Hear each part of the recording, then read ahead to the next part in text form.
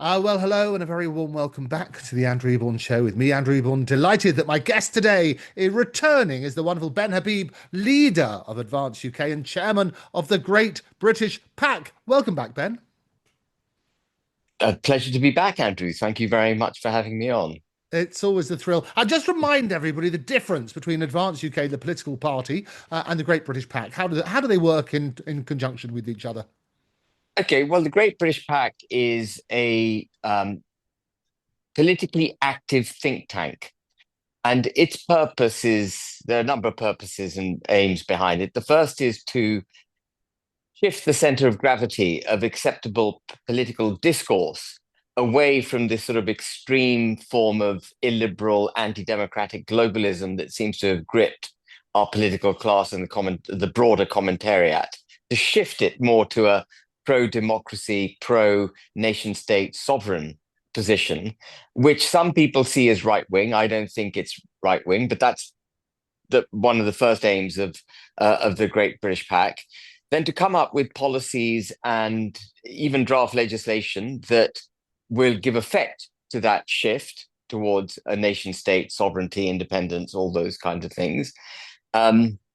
And also to use lawfare to the extent necessary in order to prevent the current political class from doing all the harm that it wishes to do to the British people. So, for example, the Great British PAC at the moment is fighting the Chagos deal. Right. And it went to court last week. It's being heard, and we're expecting an adjudication on that soon. Now, using a broken judicial system to try and protect the country is difficult when the judges are mostly politically active and against us.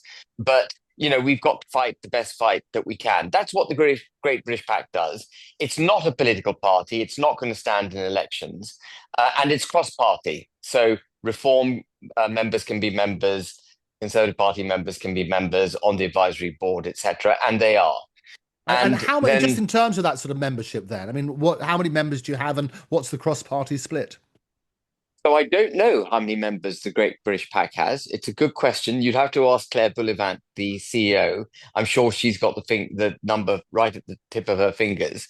But Advance UK is a political party, and that now has over 37,000 members. And our aim is to do everything in a sense that the Great British PAC does, have policies, draft legislation, establish our view of how the United Kingdom should be governed, win that debate with the British people, and then win an election on the back of convincing the British people that we're the party to back with the vision, the right vision, etc.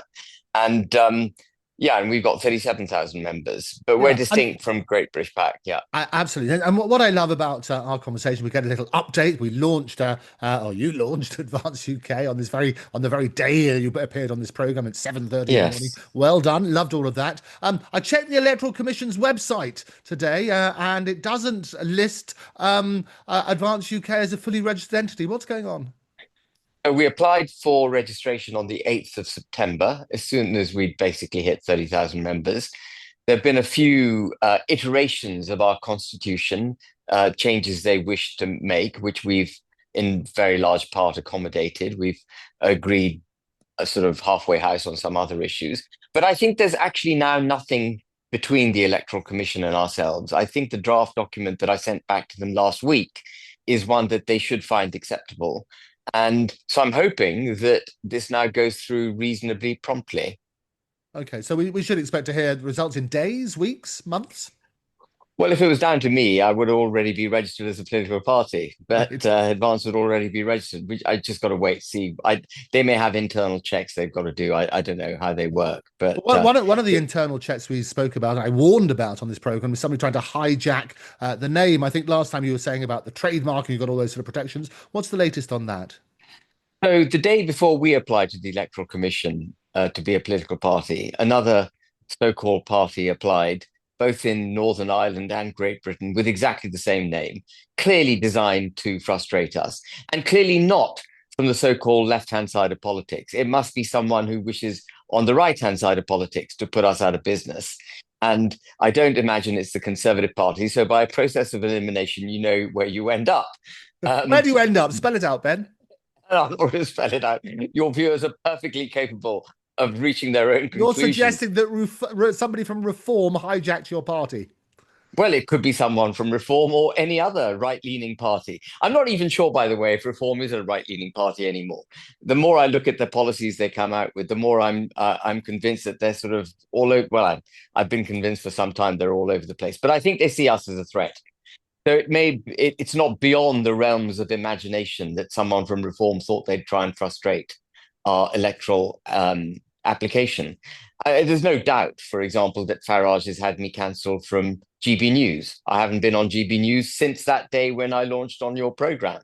And GB News may say that I'm not cancelled, but clearly, if I had been on, 2 or 3 times a week, and then suddenly I'm not on for months, that's a cancellation, Well, I isn't think it? the easiest way is to prove it. I mean, you and I have both appeared together on GB News and Talk TV and other Yeah. platforms and so on. The easiest way is to have Ben Habib on. It's simple. Exactly. And then tell me to zip it about being cancelled. Yeah. But there is no doubt the wagons are going round Reform to try and protect Reform.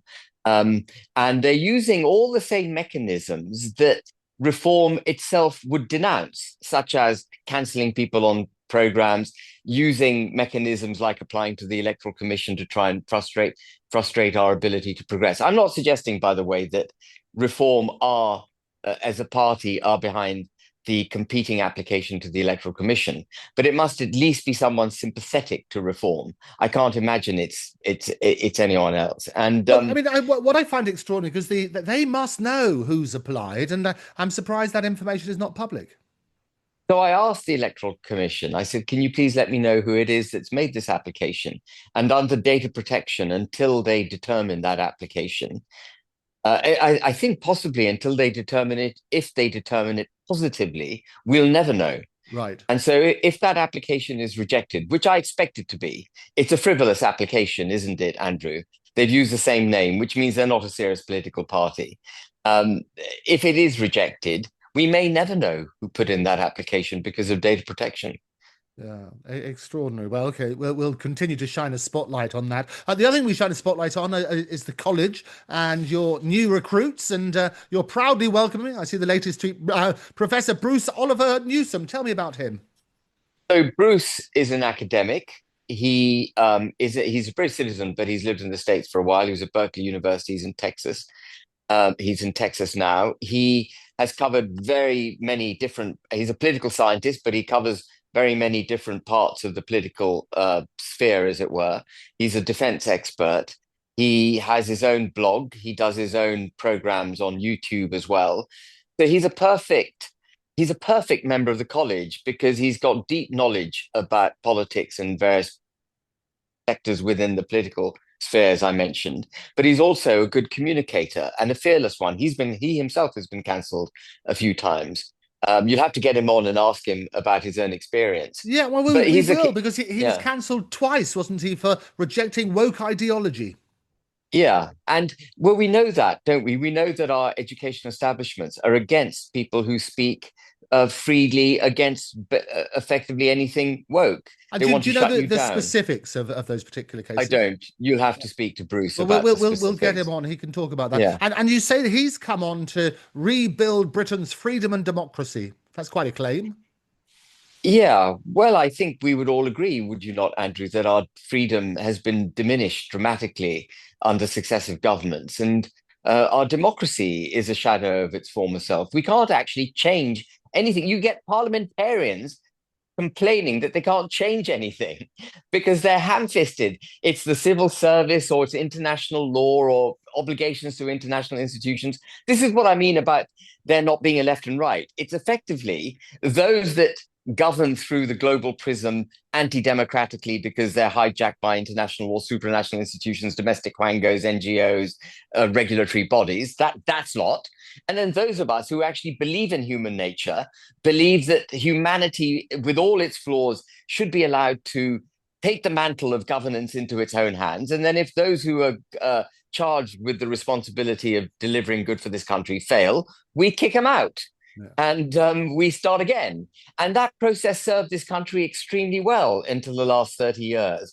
effectively from Blair. I think you know my view on Blair and what's happened since then. He laid the foundations for the destruction of our democracy, and that's what's happened. So Bruce is absolutely right to say that we've got to restore our democracy. I can't remember the exact words you used, but we've got to restore our democracy. We've got to restore our sovereignty. We've got to restore an understanding of what it means to be British, what it means to be a British citizen. What is the difference between a British citizen's right and a human right?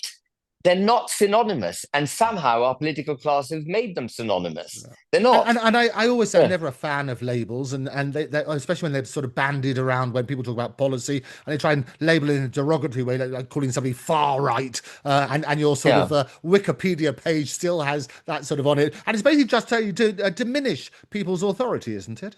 It is. It's designed to rubbish you. If you go to our Wikipedia page and you click on the link to far right, you get images of people wearing Nazi regalia. And however extreme those on the far left might think my views are, they are certainly not fascist Nazi views. I'm not a racist. We're not racist. We're not xenophobic. We're not desirous to shut down democracy. All these forces actually are coming from the other end of the political spectrum, not from our end. And of course, the Nazi Party was not right wing. It was, in fact, left wing. It's a misdescription in the extreme, very aptly put, if I may say so. It's a misdescription in the extreme. You get it. Yeah, And absolutely. and so these things are done to rubbish us, and we just have to stand tall. We need to keep saying what it is we believe in and convince the British people that anyone who's using language and nomenclature like that to rubbish us is wrong. Yeah, and it is. It's a word that's bandied around a lot. Racist is often what they say. Nigel's having his own issues up in Scotland at the moment with when that term was used. Do you believe Nigel's a racist? No, I don't think Nigel is. I've got many criticisms of Nigel Farage. Racist is not one of them. Yeah. And the other thing as well, and they always do this when they talk about far right and racist, Tommy, who you're the only party who's embraced Tommy, he's now a member. You were at his freedom speech rally, Unite the Kingdom. You were there with a crowd of millions at least watching online. What's his effect been on your party membership? And presumably you can measure these things, can't you? You had the rally, you made that very impassioned speech. What was the effect on your membership? Yeah, so in a way, I regret setting the hurdle only at 30,000 members. I wish I'd set it at 50 because Right. there was, or 50 or even 100,000, because there was a real collective desire in the country from what I could see. And I'd love your view, but I felt a real collective desire to get the party to that figure. People wanted us to get there, and people were proudly posting on X and other platforms their membership number. I joined early on. This is my membership number. I've joined now and it's 44,000. Have we hit 44,000 members? That kind of thing. And a real pride taken in helping to get the party to that position. And having got to 30,000, it has slowed.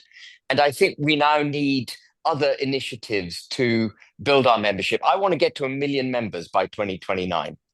And the reason I want to do that is because I have now experienced how the mainstream commentariat and the political class try to shut out a new political party. I've seen precisely how they do it. I've said nothing offensive to anyone about anything, and yet they would try and shut me down. And so the only way to circumvent that is to get 1 million members.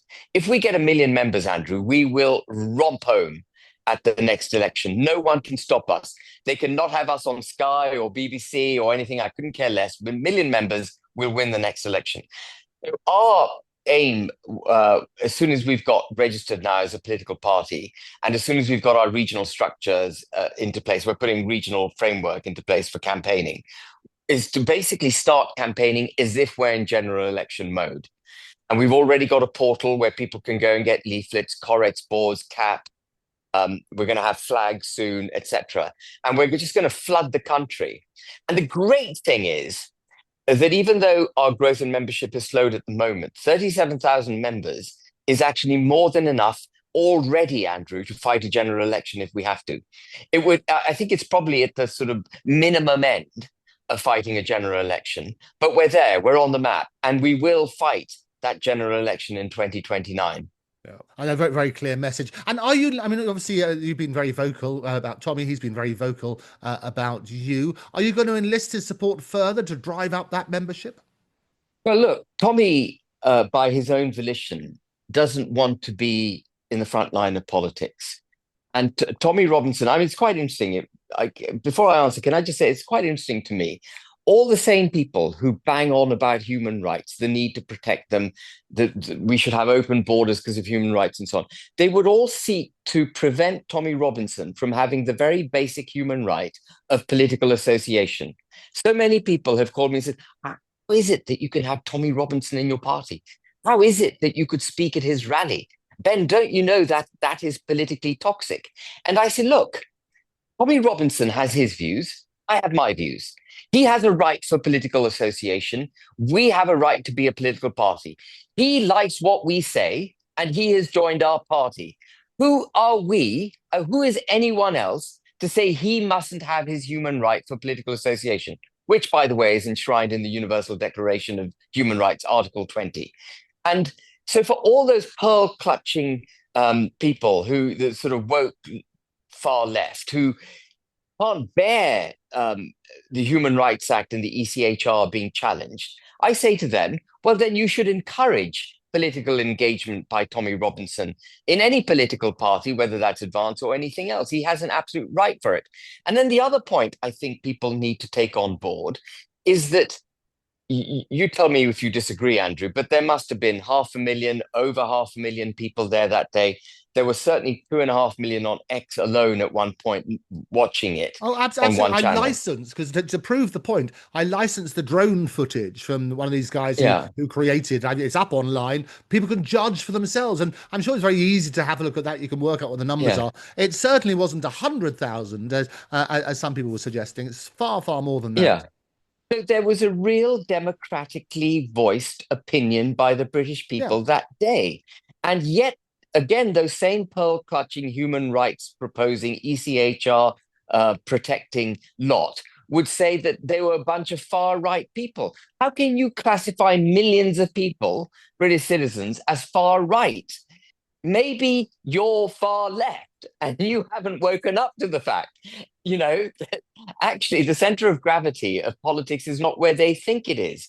And Starmer, I think the day after the UTK rally, got on the airwaves and was talking about the far right.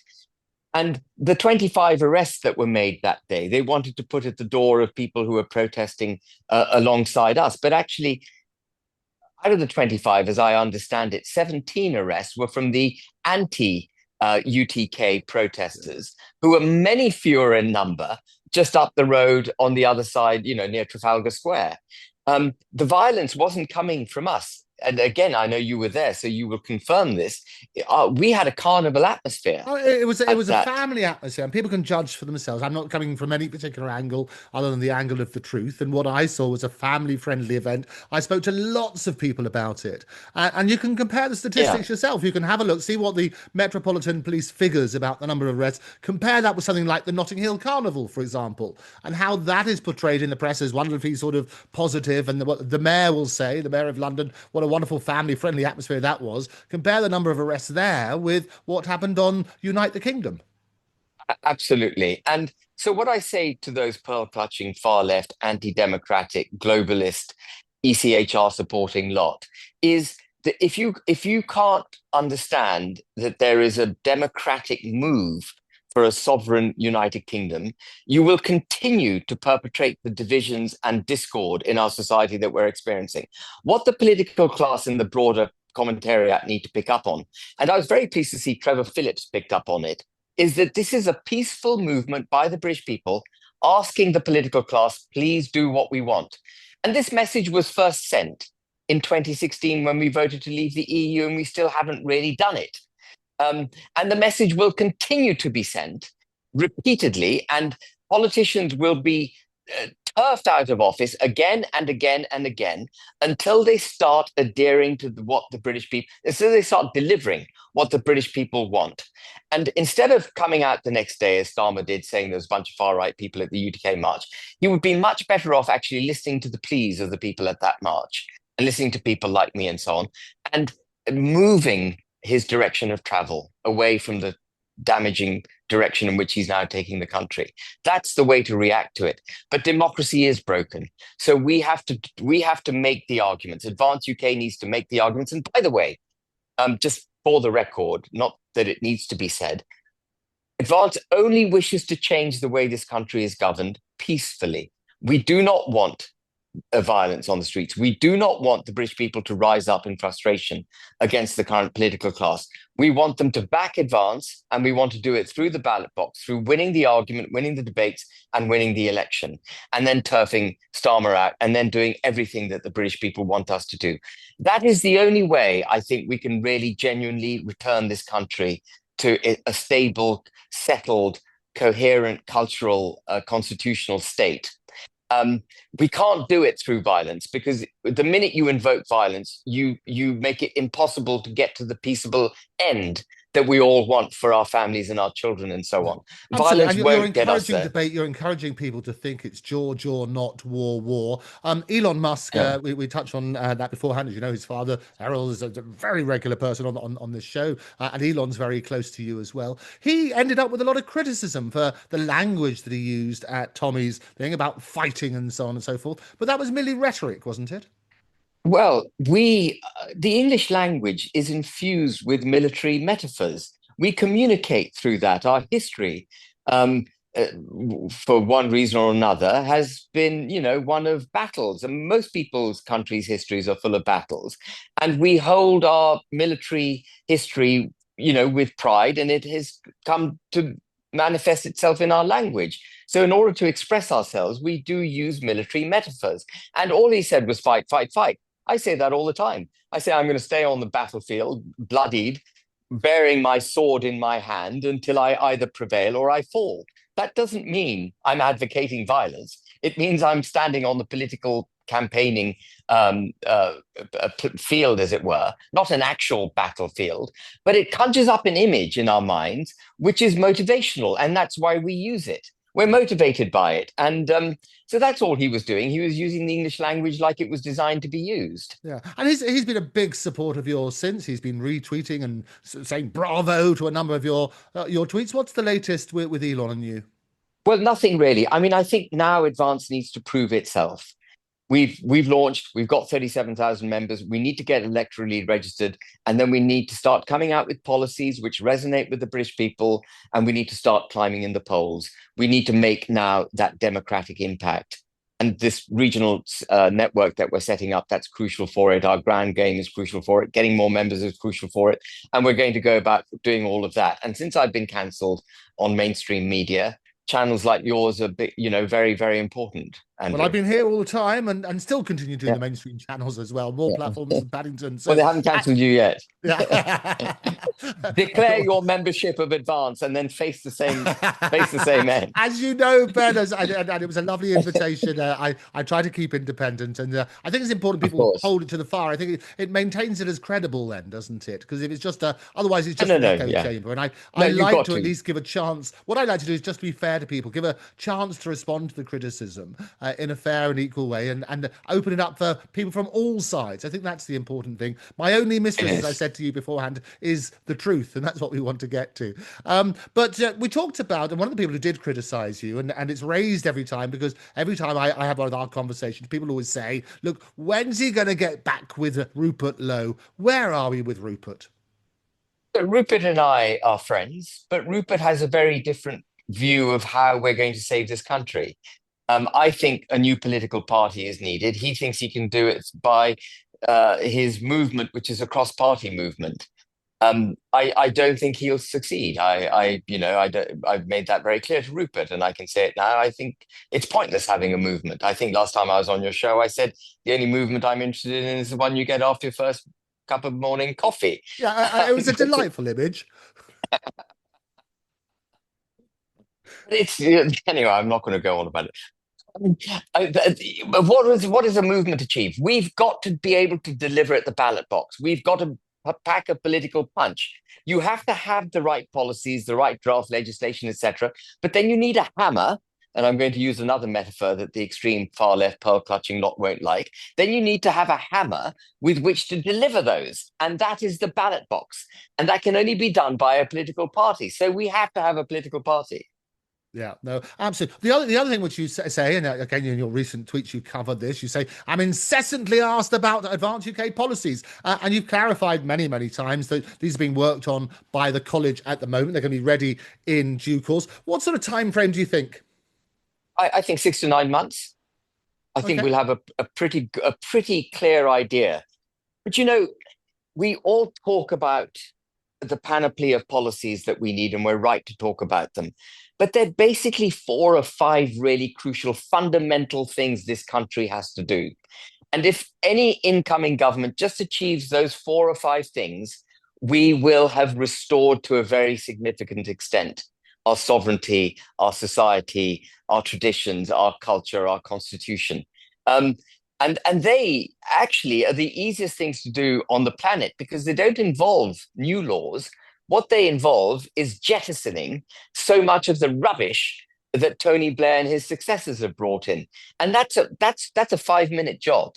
So people better get ready for the revolution of an advanced UK government delivered on the first day in Parliament, because it's going to be revolutionary just by those few steps alone. So let's unpack them, because what you've effectively called for is repealing of what you say very nearly all laws since Blair. You include the Human Rights Act, Equality Act, plus the full UK exit from the ECHR and UNHCR. Tell me why. Because the Human Rights Act has done a number of things, deeply damaging things. First of all, it makes the European Court of Human Rights the Supreme Court for adjudicating human rights in this country. So we have an anti-democratic, unelected bunch of people about whom we know nothing, most of whom are foreign, determining court cases in the UK. That's fundamentally wrong. It also informs our judiciary in this country and our political class that all humanity is equal in every single respect. And actually, there's no difference between being a British citizen and being a foreigner. That's effectively what it boils down to. And the nuance, the difference between the privilege and the obligations of being a British citizen and being someone who just lives on the planet, that's been set aside by the Human Rights Act. And that's why we find it so challenging when it comes to the debate over mass immigration, over enforcing our borders, etc., because we've been undermined by this Human Rights Act. We can't think straight because of it. Our judicial system can't think straight. Our politicians can't think straight. And then the last thing that the Human Rights Act has done that is so damaging is, in the pursuit of the protection of human rights broadly, it's actually ended up protecting criminals and not recognizing the rights of victims, because victims, by definition, have already had their rights abused. And so it is the criminal who's now going through the criminal justice system who gets the protection of the Human Rights Act. He broke the law, he or she broke the law when they assaulted their victim, but the victim is forgotten, and then the Human Rights Act comes around to protect the criminal. The HRA does not work, and it has undermined the way our criminal justice system works. It has undermined the way our political commentariat and our political class interpret their obligations. So it has to go. And then the Equality Act, I think it's 2010, the Equality Act, doesn't matter which year it came in.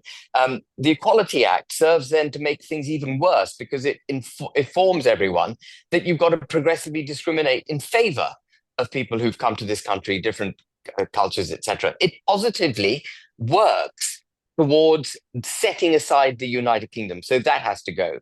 The Climate Change Act is daft as brushes, because it tells us that we've got to basically economically emasculate ourselves in the drive towards net zero in order to save the planet, even though we know that if we were to by some miracle achieve the target, all we would have done is destroy our economy and wouldn't have moved the needle on global carbon emissions, assuming carbon emissions are the big evil that everyone says they are. So that has to go because it's so economically damaging. And then, of course, there are lots of other things that need to change. The Companies Act needs to be changed to get rid of the concept of social justice in our making money. That Terrorism Act, pursuant to which people are arrested for terrorism, and they've got no right of protection. They can just be their right to be questioned and released and so on. All of that evaporates under the Terrorism Act that Blair brought in. That has to go, and there are many others that we just need to repeal. And so, some of the criticisms that have been thrown your way is that it would cause constitutional chaos to do it all at once. And talk to me about a phased timeline and how do you replace the protections these laws give everyday Brits? I don't believe they afford any protections to everyday Brits. And I don't buy I do not accept that by repealing laws you end up with what some people call a legislative vacuum. It's not how the UK works. We perfectly functioned in 1996 without all these blooming laws. We don't need them. We're too highly regulated. We have too many laws in this country. What we need to do is go back to 1996 at the very least, get rid of all this nonsense. And um, even if, Andrew, I don't believe this will be the case, but even if it did cause some ructions day to day, the overall benefit would so outweigh any negatives coming from ejecting these pernicious laws from our statute books that I would just do it. We have to burn this house down because the house has been built by people who are anti-British. It's a house that stands against the nation state of the United Kingdom of Great Britain and Northern Ireland. And in tandem with that, we also do need to leave, as you mentioned earlier, the UNHCR, the ECHR. We've got to ditch the Windsor Framework, which has put a border between Great Britain and Northern Ireland. We've got to get rid of the trade and cooperation agreement that Boris Johnson signed with the EU, effectively defeating Brexit. That's what the TCA does. People keep saying, oh, Brexit hasn't worked. We never got it because we're still hitched at the hip with the EU. Northern Ireland is left behind. We haven't been able to chart a path that is positive for the United Kingdom. Now that's going to be interesting navigating that landscape because the EU are going to hate an advanced UK government. They're going to loathe us because we're going to do things that are pro-British and therefore anti-EU. And in order to protect the country from a belligerent EU, we will need to be doubly ready to deregulate, cut taxes, cut welfare, make the United Kingdom a nimble fighting. There's another military metaphor. Make it a nimble fighting machine, so that we can go back to being ourselves. Restore our aspiration, restore our ability to make money, give businesses the free rein they need to make the decisions they need to make to propel their businesses forward, not to dance to the tune of some regulatory nonsense from the EU. Are you with me? That's the path we need to take. Okay, very, very clear. Fighting talk indeed, Ben. We're going to take a quick break. When we come back, we could be unpacking more of those, with no doubt with more military metaphors. Do not touch that dial.